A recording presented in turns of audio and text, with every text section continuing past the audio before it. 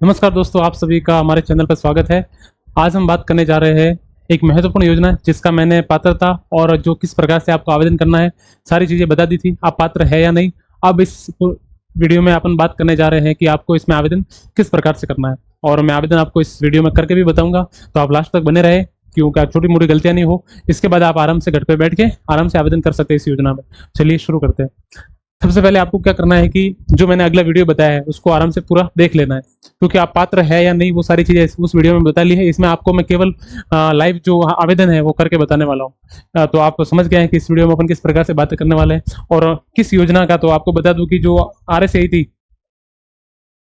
राजस्थान सरकार RSAT course जो कि मुफ्त में करवा रही है महिलाएं और जो महिलाएं और जो लड़कियां हैं उनको, तो किस प्रकार से आवेदन इसमें करना है वो मैं बताने जा रहा हूँ इस वीडियो में। चलिए शुरू करते हैं। सबसे पहले अपन देखते हैं कि आपको मैंने बताया था उस वीडियो में आपको सबसे पहले आपको क्या करना है। तो माई RKCL WCD इस क्रोम पे ये लिख के ये वाला पोर्टल खोलना है। सबसे पहले आपको WCD के बाद में WE लिखोगे तो ये वाला पोर्टल आ जाएगा। वैसे उस वीडियो में मैंने बता दिया है। सबसे पहले इसमें आके सबसे पहले आपको क्या करना है, यहाँ पे सबसे पहले आपको जो आपके 10 अंक के जन आधार संख्या है वो यहाँ पे एंटर करना है। यहाँ पे जैसे ही आप एंटर करोगे इसके बाद आपको ये कैप्चा यहाँ पे डालना है। उसके बाद आप गेट डिटेल पे क्लिक करना। जैसे आप गेट डिटेल पे क्लिक करोगे तो आपके जन आधार में जो भी मेंबर एलिजिबल होगा उसका बता देगा डिटेल कि आप एलिजिबल है या नहीं। तो उसकी डिटेल खुल जाएगी। वो कैसे बताएगा मैं आगे बताता हूँ कि आपको किस प्रकार से बताएगा। तो वो आपको इस प्रकार से बताएगा, इस प्रकार से खुल जाएगा कि जितने मेंबर है 1 2 3 जितने भी मेंबर है वो सारे शो हो जाएंगे आपके सामने। इस प्रकार से खुल जाएगा। तो इसमें आपको क्या करना है कि जो मेंबर एलिजिबल होगा वो ऑटोमेटिक ग्रीन हो गया आएगा, बाकी रेड है तो रेड वाले तो आवेदन वैसे भी नहीं कर पाएंगे। इसके सामने लिखा हुआ आएगा प्रोसीड टू कोर्स सिलेक्शन। तो इसके नीचे जो प्रोसीड टू कोर्स सिलेक्शन लिखा हुआ है यहाँ पे आपको क्लिक करना है। जैसे ही आप क्लिक करोगे यहाँ पे इसके बाद आगे खुल जाएगा। इसके बाद आपको क्या करना है, यहाँ पे पूछेगा कि हाँ यस कन्फर्म है, यही सदस्य है या अलग है। तो आप बता देना कि हाँ यही सदस्य है। जैसे यहाँ पे यस पे करोगे उसके बाद आपको रीडायरेक्ट करेगा, लॉगिन करेगा। जैसे आपको रीडायरेक्ट करा है उस पोर्टल पे जहाँ पे ये आवेदन आपको करना है, तो उस पोर्टल पे आप सीधे ही आ जाएंगे।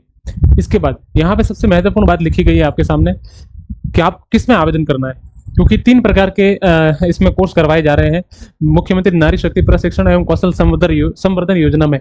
तो कौन कौन से 3 कोर्स एक बार बता देता हूँ। RSAT Rajasthan state certificate in information technology, ये वाला पहला। दूसरा CFA यानी कि सर्टिफिकेट इन फाइनेंशियल अकाउंटिंग, कोई फाइनेंस और अकाउंटिंग में करना चाह रहा है तो वो भी कर सकता है। इसके अलावा तीसरा है CSEP यानी spoken English and personality development. तो 3 प्रकार के कोर्स है जो कि इसमें आवेदन आप आराम से कर सकते हैं। तारीख इनकी यही है सबकी 31 अगस्त की है। इससे पहले पहले आपको आवेदन करना है।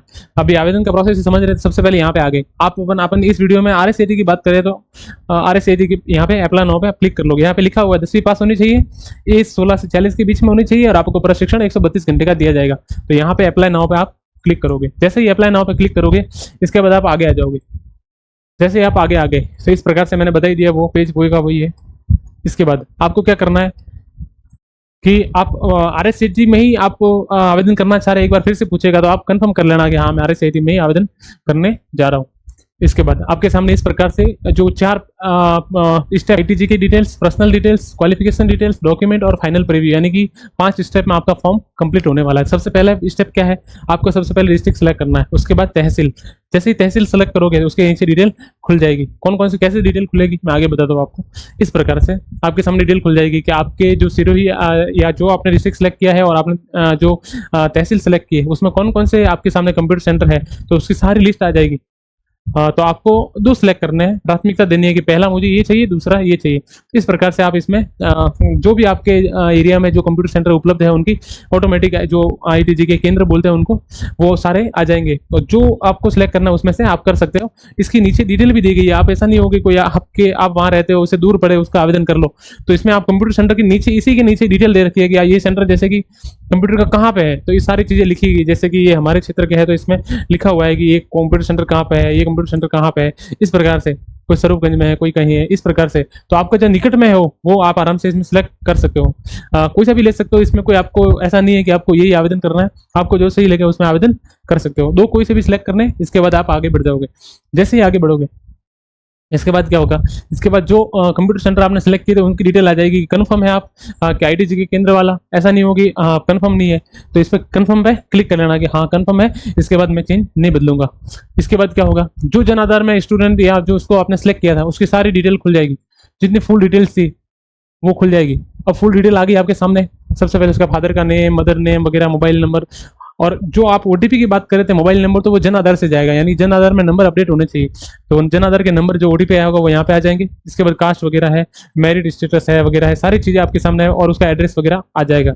इसके बाद आपको आगे बढ़ना है, कंफर्म करके हाँ सदस्य ही उसका फोटो यहाँ पे आ जाएगा। इसके बाद आपको आगे बढ़ना है। उसके बाद आप क्या करोगे, इस प्रकार से आपके सामने नंबर मांगेगा कि अल्टरनेटिव कोई मोबाइल नंबर लगा, तो आप कोई से भी 1 2 3 4 5 जो आपके नंबर हो वो लगा देना, कोई से भी मेल आईडी लगा देना यहाँ पे। इसके बाद क्या करोगे, आप यहाँ पे स्टडी पे आपको पूछेगा कि आपको मीडियम कौन सा चाहिए, जैसे कि आपको प्रशिक्षण दिया जाएगा तो आपको कोर्स किस में चाहिए मीडियम, तो आप बता देना यहाँ पे कि हिंदी चाहिए, इंग्लिश चाहिए, जो भी चाहिए बता देना। इसके बाद विक्टिम वायलेंस है या नहीं हो तो नो कर लेना। इसके बाद जो कैटेगरी कौन सी है, तो अलग से कोई रिजर्वेशन कैटेगरी है तो कर लेना, नहीं तो अदर में डाल देना, नहीं हो तो कोई बात नहीं। इसके बाद रिलीजन सेलेक्ट कर लेना, यहाँ से सेलेक्ट करके जो आपका रिलीजन है वो कर लेना। इसके बाद click here to personal detail confirm कर लेना। जैसे आप पर्सनल डिटेल कंफर्म करोगे इसके बाद आगे बढ़ जाओगे। इसके बाद आगे बढ़ते ही आपके सामने ये वाला पेज खुल जाएगा, जिसमें नीचे 10th की डिटेल मांगेगा, तो आपको सिलेक्ट करना है कि आपने गवर्नमेंट से की है या प्राइवेट स्कूल से की। ये बहुत महत्वपूर्ण बात है, क्योंकि आपने यदि गवर्नमेंट से की है तो आपको प्रॉफिट मिलने वाला है, तो आप देख के आराम से जो भी जब भी 10वीं आपने की होगी तो आपको पता ही होगा, मार्कशीट में देख के आराम से इसमें आवेदन आप कर सकते हैं।